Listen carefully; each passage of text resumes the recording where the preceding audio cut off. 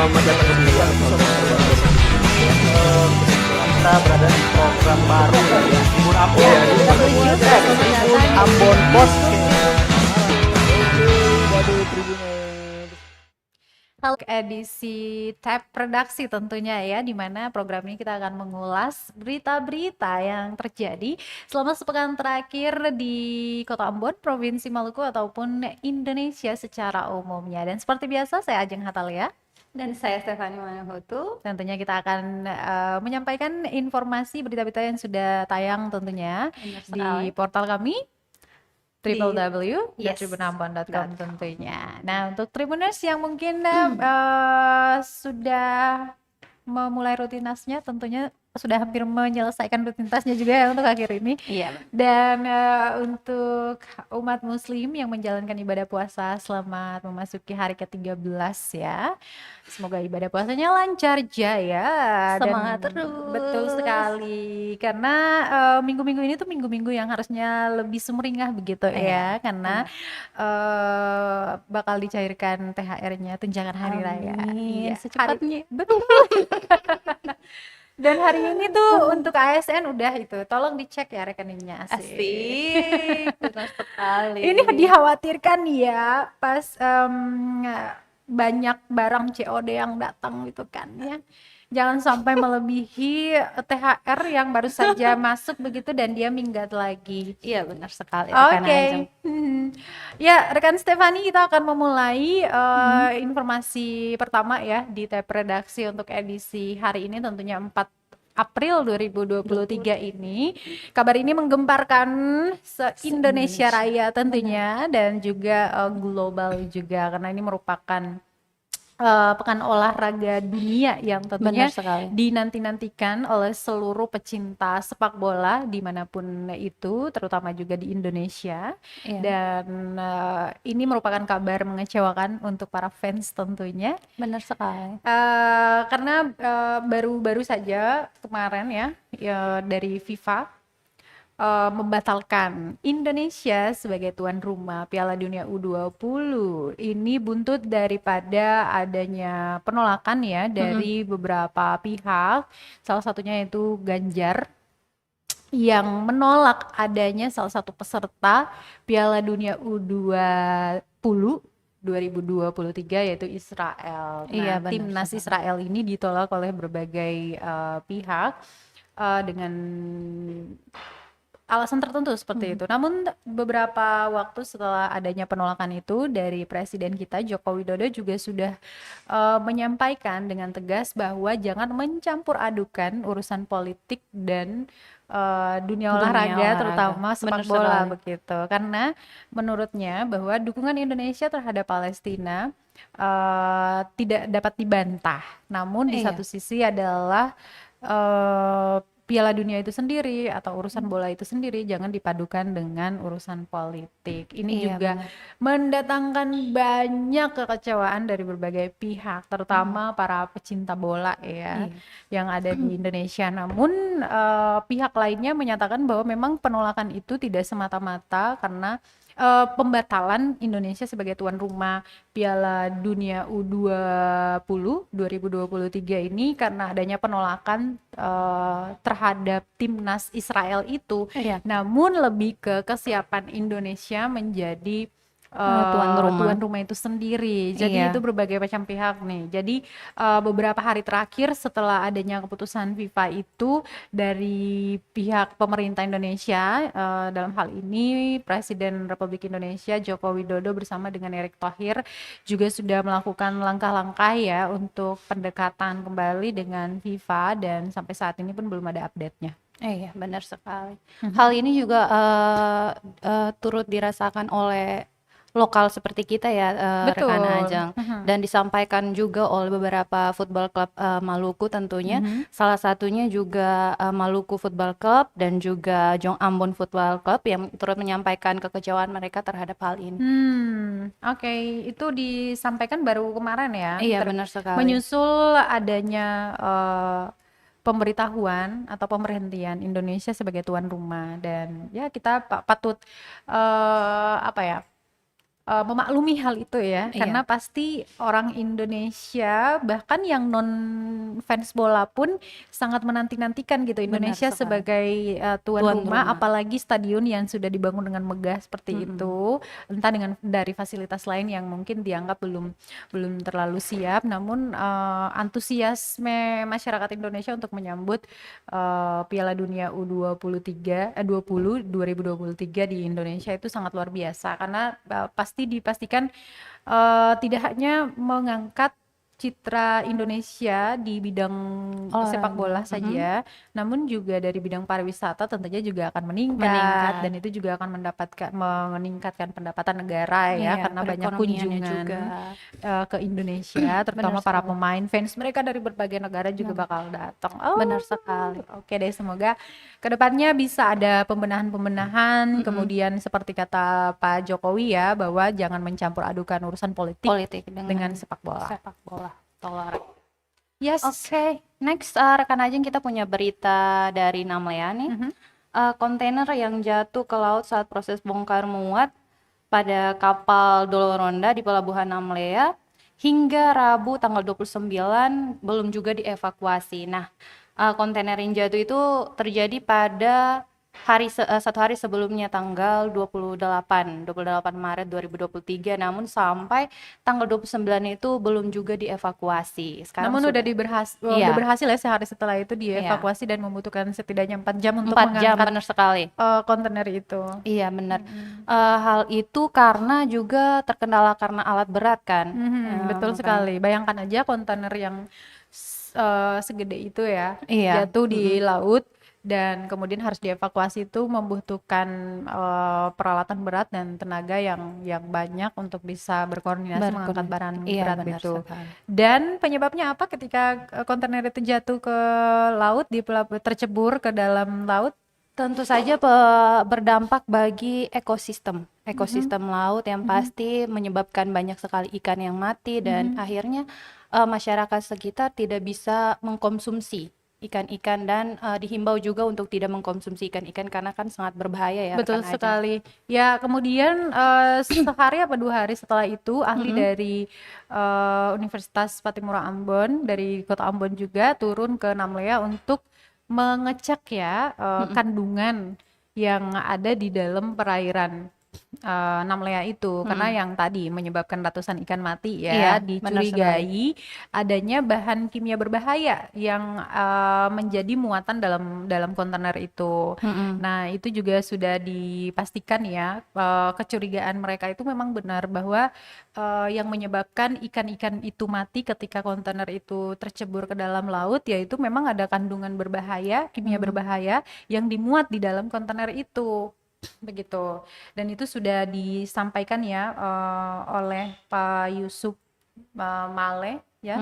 Beliau adalah seorang ahli kimia seperti itu yang sudah mengungkapkan hasil sementara, namun perlu pendalaman lagi seperti itu. Ya, jadi dia juga menghimbau ya untuk masyarakat setempat untuk tidak mengkonsumsi dulu ikan di perairan Namlea ya, Iya, hingga benar menunggu 14 hari setelah dilakukan penelitian itu, karena ditakutkan ya kandungan berbahaya yang ikut terjebur ke dalam lautan itu, ikan aja bisa mati gitu. Iya, benar. Bayangkan. Benar sekali. Amit-amit lah ya. Iya. Dan ini mendapat banyak sekali perhatian dari berbagai pihak, wakil rakyat, komunitas pemuda yang ada di Namlea juga, untuk meminta kepolisian menuntaskan kasus terceburnya kontainer ke dalam laut ini. Jadi harus diperiksa tuh. Menurut manifest pengiriman barang itu, ya, pemilik kontainer itu namanya Fadli. Iya, benar. Sempat viral juga ya kan di beberapa Betul. akun sosial media. Salah satunya TikTok yang Iya. kemarin ya, salah satu itu warga Namlea ya yang turut speak up di sosial media TikToknya, yang mengatakan bahwa dia bahkan tidak mengenal sosok orang terkaya yang namanya Fadli gitu. Oh, jadi orang terkaya ya rekan Ajeng? Pebisnis kaya gitu oke. di Namlea gitu. Tapi ya siapa itu Fadli gitu ya.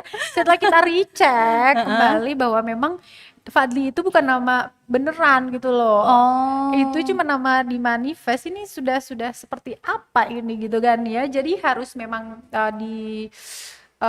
minta oleh pihak kepolisian untuk Menuntaskan ya. menuntaskan kasus ini. Setidaknya harus dapat tuh siapa pemilik sebenarnya kontainer itu, karena mereka memuat barang bahan kimia berbahaya ke Pulau Buru. Pulau Buru. Iya. Mm-mm. Dan dari Makassar ya. Betul sekali. Seharusnya kan mendistribusikan B3 ya.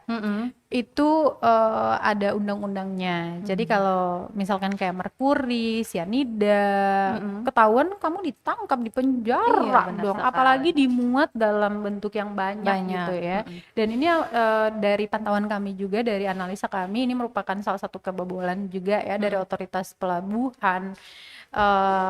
Manifest yang diloloskan seperti itu harusnya ada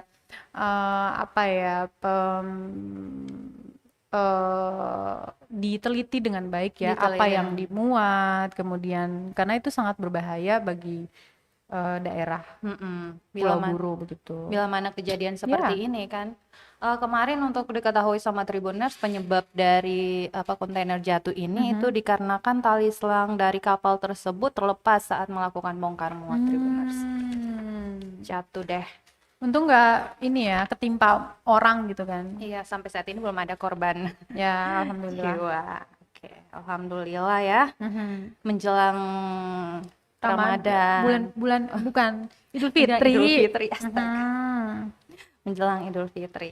Ya, dan buntut dari jatuhnya atau terceburnya kontainer ke dalam laut di pelabuhan Namlea ini, dari otoritas pelabuhan Namlea sendiri sudah berkomitmen untuk kedepannya bisa lebih teliti dan Lebih waspada teliti. lagi. Jadi mereka akan dengan rutin atau dengan seksama memeriksa barang-barang yang masuk dan juga keluar dari daerah Pulau Buru seperti itu. Dan ini harusnya bisa dilakukan lebih awal gitu Iya, supaya benar. mencegah adanya hal-hal seperti ini gitu Seperti loh. ini terjadi. Kalau kayak gini nanti menyerempet kemana-mana nih, banyak yang kena juga. Misalkan siapa yang meloloskan, siapa Iya, yang menuliskan nama manifestnya tidak sesuai dengan identitas asli orang pengirim dan sebagainya.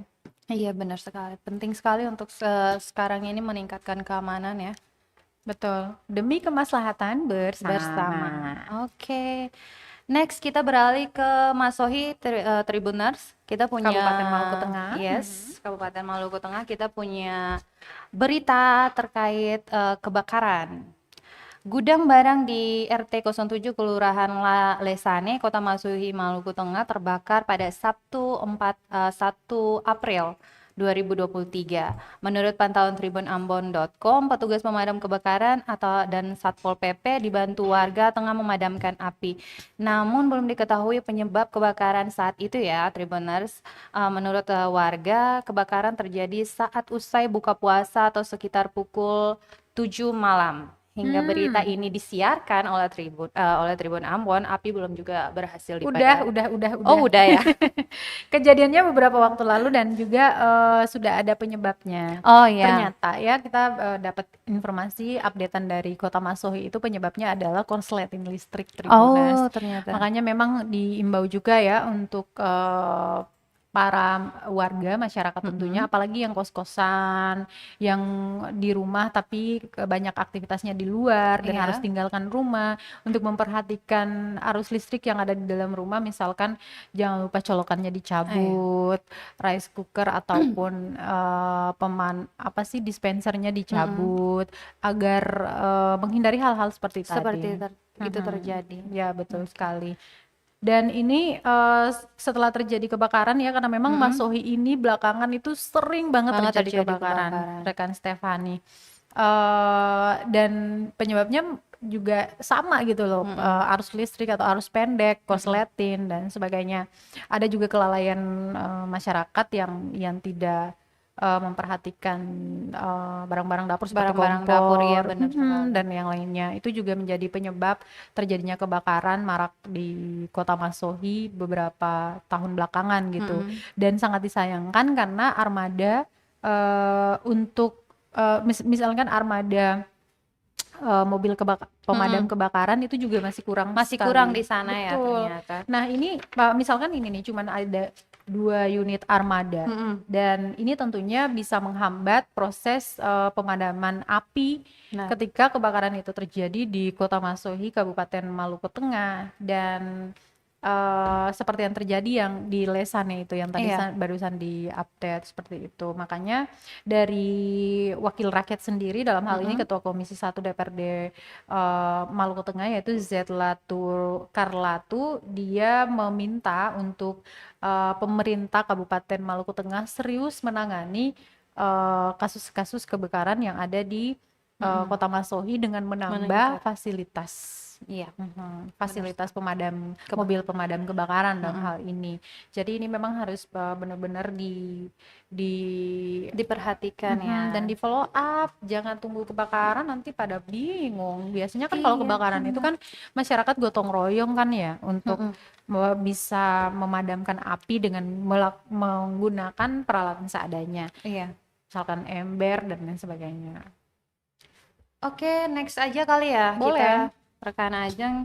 Next kita punya berita dari Disperindak nih yang akan menggelar pasar murah di Kabupaten Seram bagian barat. Ini merupakan kabar baik. Yes, benar sekali. Jadi bukan awal ya, biasanya Disperindak mengadakan ini tuh di Kota Ambon. Nah, tahun ini mereka akan mengadakan di luar Kota Ambon. Jadi salah satunya adalah di Seram bagian barat, Tribuners. Pantesan dari kemarin kita nyari-nyari kok nggak ada pasar murah ya. Kan jiwa mak-mak kita tuh keluar Iya, gitu kan ya. benar sekali. Mau belanja di pasar murah. Ada nanti kita ada next berita, kita punya berita tentang pasar murah juga, cuman bukan dari Disperindak tapi dari Pemda juga. Oh, coba. Kita lihat dulu. Oke, kita lihat dulu yang dari Pemda ya, Tribuners. Oke, kita punya berita ratusan warga Kota Ambon yang tampak menyerbu pasar murah di Pantai Losari Ambon pada Senin kemarin, tanggal 3 April 2023. Bisa-bisanya kita nggak turun. Oke. Jadi mereka antri hingga berdesak-desakan. Iya, namanya juga pasar murah ya Betul pasti. sekali pasti. Mau lawan emak-emak nggak bisa. Menurut mereka karena sembako di sana murah, di pasar murah tentu saja murah. Warga terlihat saling memperebut membeli beras, bawang merah dan barang-barang pokok lainnya. Dan menurut salah satu warga yang mengantri mengatakan bahwa ia rela mengantri dari pagi karena pasar yang disediakan oleh Pemkot Ambon sangat-sangat sekali membantu. Betul sekali, karena sembako yang lumayan lah kalau turun 5.000 atau dari harga pasarnya begitu ya, itu juga sangat membantu dong. Kalau mak-mak dia hitung tuh sampai selisih 500 pun dihitung, jadi Iya benar. jadi ada untungnya gitu. Oke. Di sana itu di pasar murah dikatakan menurut pantauan tribunambon.com dikatakan bahwa harga jual beras 5 kg hanya 50.000. Bawang merah 1 kg hanya 25.000 dan juga telur satu rak hanya 50.000. Wah, itu selisih harganya lumayan. Lumayan ya Tribuners. Betul. Yang penting kuat-kuatin aja buat ngantri desak-desakan. Iya sih, yang namanya pasar murah pasti diantriin rame sama kan. ibu-ibu. Oke.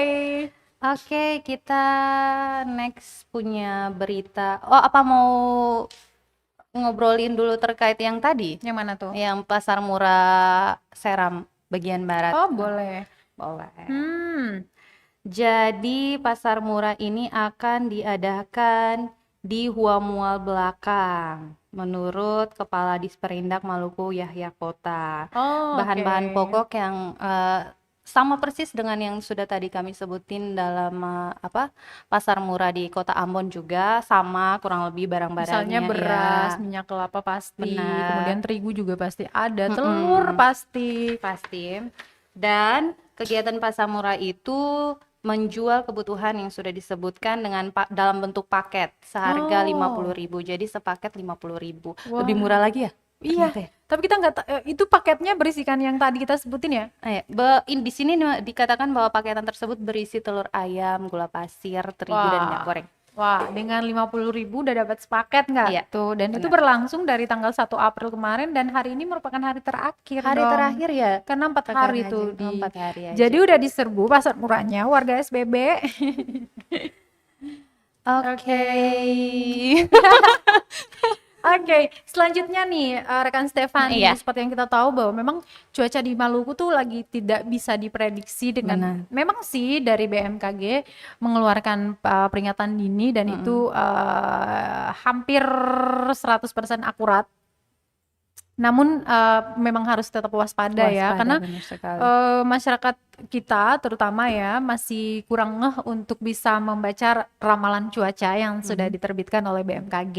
Nah, ini nih penting nih dari pemerintah sendiri pun melalui BMKG itu mereka sudah sering mengimbau terutama kepada para nelayan untuk mengecek perakiraan cuaca sebelum mereka melaut gitu loh. Jadi bisa meskipun secara apa ya tradisional udah bisa menerawang, udah lihat kan, aduh ini kayaknya hitam basar dari sana, tidak bisa melaut kayak gitu kan ya. Tapi dilengkapi dengan informasi yang sudah di-share sama BMKG itu malah lebih bagus ya. Nah ini kejadian nih berkeluarga loh, ada 8 orang yang terjebak di tengah laut terombang-ambing dengan gelombang tinggi.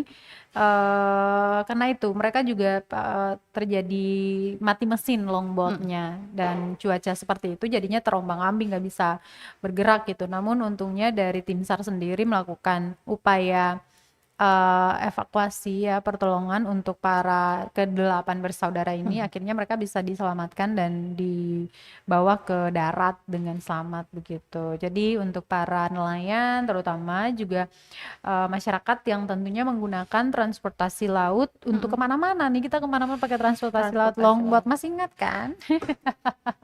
Kita naik speedboat dengan cuaca ekstrim itu, jadi ya tetap hati-hati dan kalau ada pelampung mendingin pakai deh. Itu sih. Oke, kita beralih lagi rekan Ajeng. Minggu lalu rekan Ajeng sempat bersama dengan jadi mengadakan kita talk show ya kan. seperti yang kita tahu rekan Iya. Stefani bahwa di tribunambon.com itu kita punya program baru namanya Ngopi 024. Keren Itu sekali. yes dong, kepanjangannya adalah ngobrol bareng politisi. Karena ini kita menyambut tahun pesta demokrasi tentunya di 2024 ya. Jadi kita mewadahi, memberikan ruang begitu untuk para politisi yang ada di tingkat kota, provinsi maupun kabupaten untuk bisa berkontestasi dengan sehat begitu, yaitu di Benar panggung sekali. kami Ngopi 024 gitu. Dan kemarin kita kedatangan salah satu politisi juga dari Partai Nasdem tentunya, yaitu Pak Hamdani Laturua. Ngobrolnya banyak banget yang disampaikan di sana. Kalian juga bisa nonton nanti lengkapnya ada di YouTube Tribun Ambon tentunya, dengan cari aja Ngopi 024. Di situ kalian bisa nonton lengkapnya. Namun kita ringkas lagi nih apa yang disampaikan. Benar sekali. Sorry. Langsung aja. Oleh Ketua DPW ya, Ketua DPW Partai Nasdem Provinsi Maluku, yaitu Hamdani Laturua.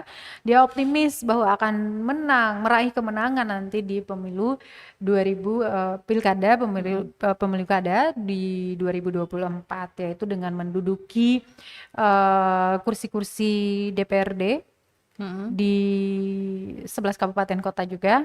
Dan ini menjadi sebuah semangat sih buat Partai Nasdem dan juga para kadernya. Karena misalkan kalau di Kota Ambon mereka menargetkan 7 kursi. Wow. Yes. Dan di 11 kabupaten kota lainnya itu juga maksimal kursinya harus ditutupi tuh sama para kader Nasdem, dan mereka mengejar palu ketua DPRD di berbagai daerah itu. Kalau kita lihat di pemilu 2019 kan misalnya di Kota Masohi mereka meraih kemenangan yang menggembirakan begitu sampai menduduki kursi atau memegang palu ketua DPRD, dan di Kabupaten Buru pun demikian, Buru Selatan juga. Ini membawa mereka ke semangat yang lebih semangat lagi. Karena di kemarin itu mereka menduduki setidaknya 39 kursi. Banyak banget ya.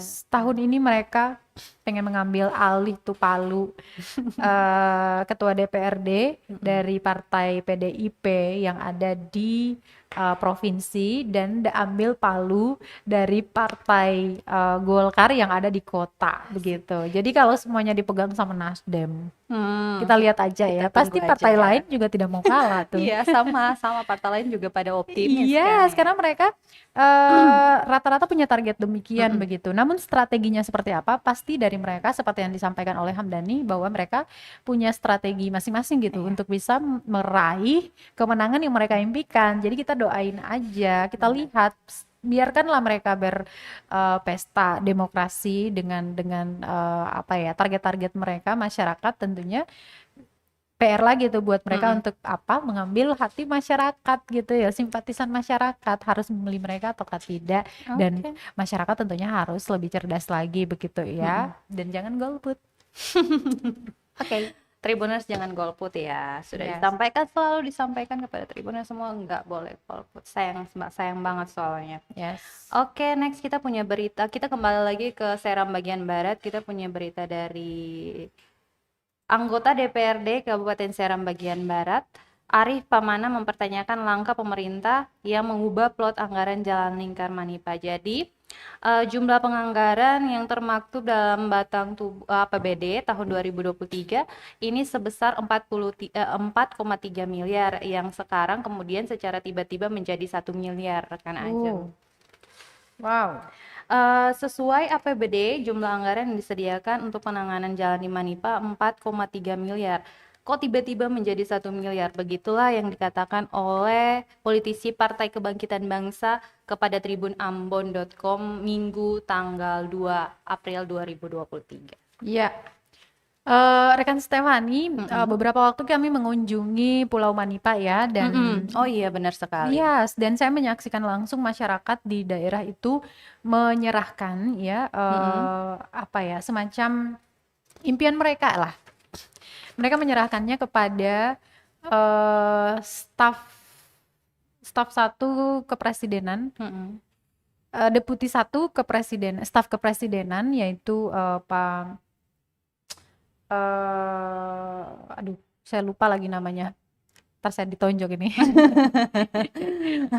Pak Tetep Lepta, kemarin saya baru ketemu sama beliau. Itu mereka meminta karena beliau yang punya tugas juga untuk menyampaikan terkait dengan pembangunan infrastruktur yang ada di Provinsi Maluku kepada Presiden ketika melakukan rapat dengan Presiden tentunya, dan dia berjanji bahwa akan menyampaikan apa yang menjadi aspirasi masyarakat ya kepada Presiden langsung dalam rapat-rapat strategis mereka, terutama dalam hal ini permintaan masyarakat setempat untuk pembangunan jalan lingkar tadi, karena seperti pantauan kami di lapangan bahwa Pulau Manipa ini akses jalan terutama untuk pelajar ya itu sulit sekali. Mereka harus melewati apa ya kita bilang pesisir pantai, jalan hutan dan sebagainya. Kalau bisa dibuatkan jalan ya yang namanya jalan lingkar itu lingkar pulau itu bisa lebih mudah akses untuk para pelajar menuntut ilmu begitu. Belum lagi para masyarakat yang notabene beraktivitas di pulau itu, entah itu ke hutan, berkebun dan sebagainya. Jadi bisa mempermudah mereka lah kayak gitu. Karena mereka masih kita jalan itu ke jalan yang kayak jalan cuman bisa lebarnya sekitar 2,5 meter begitu. 2 meter kah? 1,5 meter gitu. Jadi cuman bisa dilewati 2 orang dan kayak jalan hutan, jalan tani gitu. Tapi nggak dikasih apa jalan setapak gitu, apalagi aspal nggak ada. Jadi semoga ini bisa direalisasikan di tahun 2023 sebelum berakhir ya. Ini kita udah mau menjelang pertengahan tahun. Benar sekali rekan Ajeng. Yes. Kita juga punya masalah yang kalau diobrolin tak ada habisnya juga ya. Ini tuh jadi PR nggak sih? Iya, benar sekali. Betul. Nah, masalahnya sekarang ini tuh kan lagi musim duren. Nah, betul sekali. Masyarakat kurang banget nih kepeduliannya terhadap sampah-sampah setelah mereka habis selesai mengkonsumsi Dan Betul. akhirnya terlihat banyak sekali tumpukan sampah yang terlihat dan terombang-ambing di perairan Teluk Ambon. Memang betul sih kalau kita mau melihat memang di Provinsi Maluku secara umumnya tuh lagi musim duren, terutama yang ada di Pulau Ambon, kemudian Pulau Seram, yang Iya, benar kebanyakan sekali. durian itu datang dari sana gitu Mm-mm. ya. Dan siapa yang tidak mau menyangkal nikmatnya buah durian itu. Benar. Jadi semua orang pasti pengen pengen makan durian gitu, meskipun Heeh. ada beberapa di antara mereka yang tidak suka dengan durian, tapi ya banyak orang yang kemudian mengkonsumsi